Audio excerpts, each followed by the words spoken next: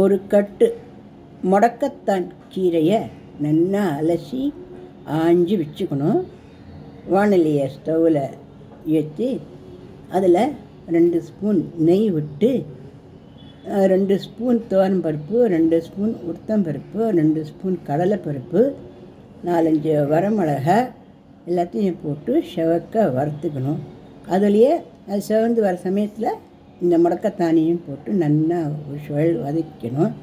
அதுலேயே 1 ஸ்பூன் மிளகையும் போட்டுக்கணும். முடக்கத்தான் போடுச்சு மிளகையும் போட்டுக்கணும். மிளகு பட்டுன்னு வெடிக்கும். அதுதான் பதம். அப்புறம் அதை ஸ்டவ் ஆஃப் பண்ணிவிட்டு ஒரு பெரிய நெல்லிக்காய் அளவு புளி புளிந்த அதுக்கேற்ற உப்பு போட்டு நல்லா வழுமூணாக அரைச்சி சட்னியாக பண்ணி வச்சுருந்தோம்னாக்கா, தண்ணி நிறைய வேணாம், கெட்டியாக கூட அரைச்சிக்கலாம். சட்னி ஒன்றும் கொஞ்சம் தண்ணி ஊற்றி அரைச்சிக்கலாம். இதை பண்ணி வச்சிடணும் அப்படின்னாக்க தோசைக்கு, இட்லிக்கு, வடைக்கு, போண்டாக்கு, பொங்கலுக்கு, சாப்பாட்டிலே கலந்து சாப்பிட்றதுக்கு எல்லாத்துக்குமே இது ரொம்ப நல்லது.